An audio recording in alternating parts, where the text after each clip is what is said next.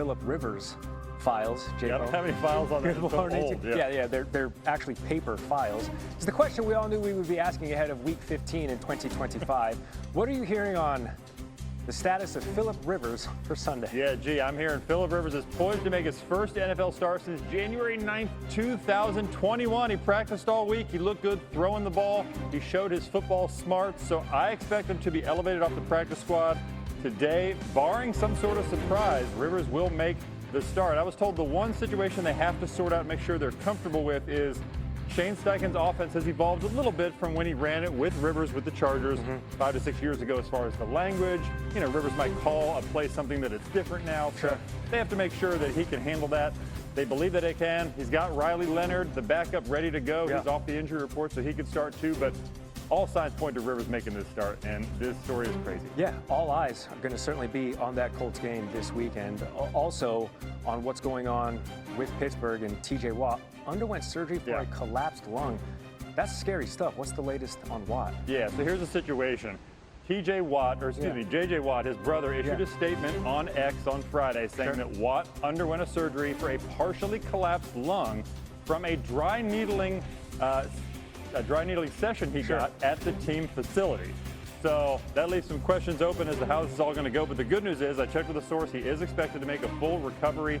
He is back at home now. He will not play Monday night versus the Dolphins. The Steelers have ruled him out. And so he's a guy who wants to be a vigorous rehabber and get back on the field, but there's no firm timeline right now. You know, they just want to make sure they get through this week, make sure he's recovering properly. The NFL Players Union is following this one because they have to try to figure out, you know, was it a third party giving him? What the heck happened? What happened? Was it somebody with the team? So a lot to still sort out, but the good news is he is feeling good. He's going to make a full recovery. He does expect to play again. An absolutely crucial stretch for Pittsburgh, who just beat Baltimore last week. They are in first place, are the Steelers, 7-6 on the season, and right now the 4 seed in the AFC playoff picture. Jeremy Fowler, appreciate everything you do for the industry.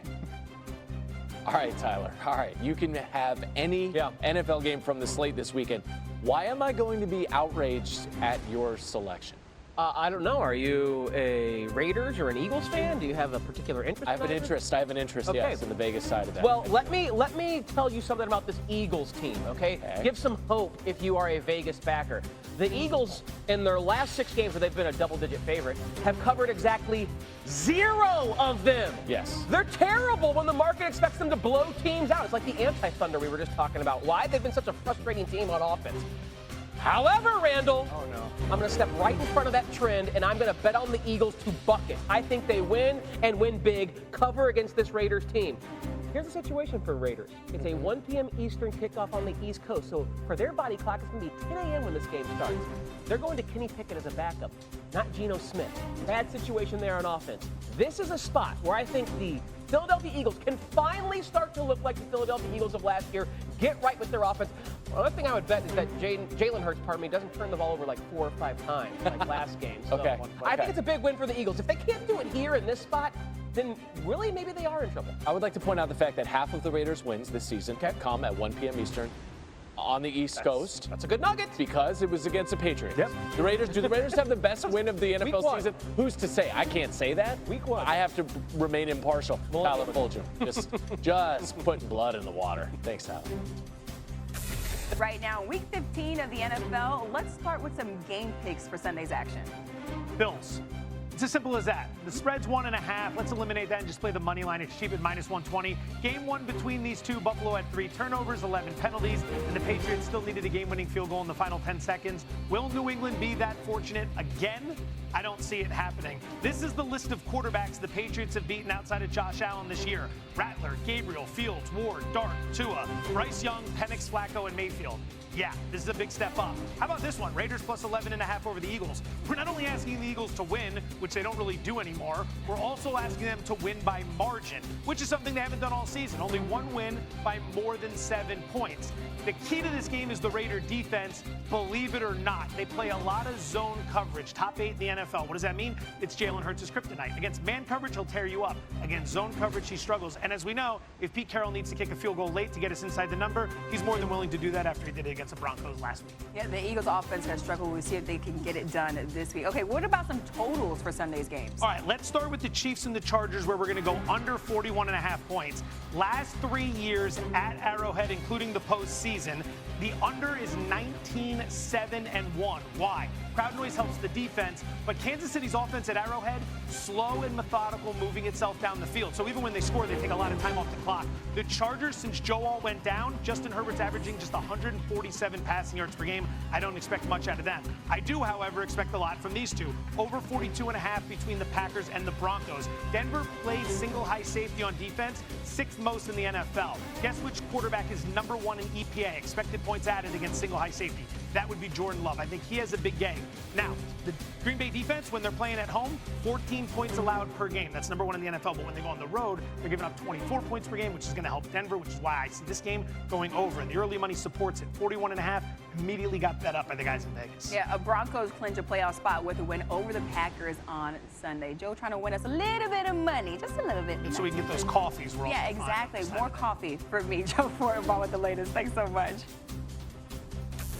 Plenty of activity before this weekend's NFL slate. Here's the latest. Jets rookie quarterback Brady Cook will make his first start against the Jaguars Sunday. He came in relief of Tyrod Taylor last week. Taylor has a groin injury and Justin Fields is out with a knee issue. Bengals receiver T. Higgins will miss Sunday's game against the Ravens after going back into concussion protocol. He missed the Thanksgiving game against Baltimore with a concussion and was hurt again last week. Cowboys wide receiver CeeDee Lamb is on track to get out of concussion protocol. He was hurt December 4th, but has been practicing in full. If he clears, he will play Sunday against the Vikings. Our NFL research producer, Evan Kaplan, back here with us with his playoff predictor. Good news for the Cowboys right there. So let's look at their chances in the conference as they're chasing the Eagles right now. All right, Amina, so we're going to play out the scenario that all these Cowboys fans need to root for. Basically, they need to win out. They need to win 2 more games than the Eagles down the stretch. So we're going to show how in this playoff predictor. This is the easiest one, right? Yeah. They got to win their last 4. There are other scenarios, but this is the simplest. Win your last 4 games against the Vikings, Chargers, Commanders, and Giants. So let's look at the Eagles here. Against the Raiders, 78% chance to win. We're going to give them a win there. Let's say the Eagles win, right? Let's just look at these numbers here. Loss to the Bills and a win against the Commanders. The Eagles would be the division champs at 11-6. Cowboys at 10-6-1. But they play these 2 divisional games against the Commanders. The way the Eagles are playing, we know they've lost 3 in a row. If this changes from a win to a loss, they're down to 0. Wow. The Cowboys would win the NFC East at 10-6-1. So again, Cowboys win out, win 2 more games than the Eagles do over the final 4 weeks. And if that happens, that streak of no repeat champion in the NFC East will continue for another year. And I just look at the Eagles right here. It's tough to beat a division opponent twice, especially when you're going down the stretch of the season. So we'll see if the Eagles can get it done as the season comes to an end. Evan, what's the latest? Thanks. You know, if I want to keep doing this, I have